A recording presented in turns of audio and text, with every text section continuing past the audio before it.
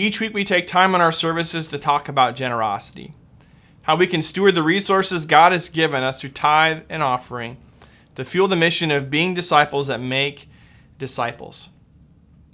You know what? Our society is fascinated with lists and numbers.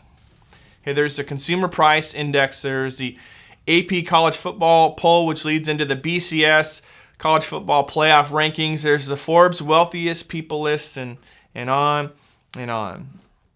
Well, there's another list that I came across. You're going to love this, okay? It's something called the Misery Index.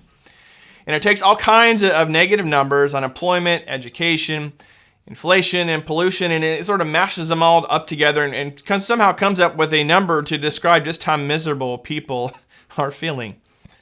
And this is going to be no surprise, but over the last 18 months, the Misery Index has reached as high as 15%. I'm like, well, what does that mean? Well, let me just say that's the highest position it's ever been in my lifetime. So now you've got some, semi-scientific data to remind us all that things could be better than they are right now. But you know what I've come to realize? While happiness comes and goes with all kinds of factors, joy in life comes from, as we talk about in the message today, different perspective. I think misery has more to do with our perspective than jobs or bank accounts or pollution. And I'm not suggesting that those things are unimportant.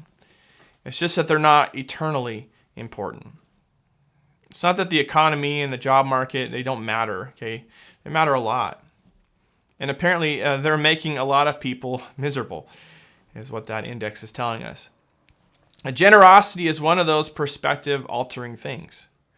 When we focus on the needs of others, we become less selfish and we become happier. When you only think about the things you don't have or how miserable things are, right, it's tough not to feel bad. But when you think about God's goodness and grace, right, in spite of our own mess-ups, our perspective can change. And giving is a form of worship. It's a way that we say thanks to God and serve our community. But it's also a matter of perspective, and keeping us grounded in the things that really matter. So I just want to say thank you for your faithful giving, Oasis.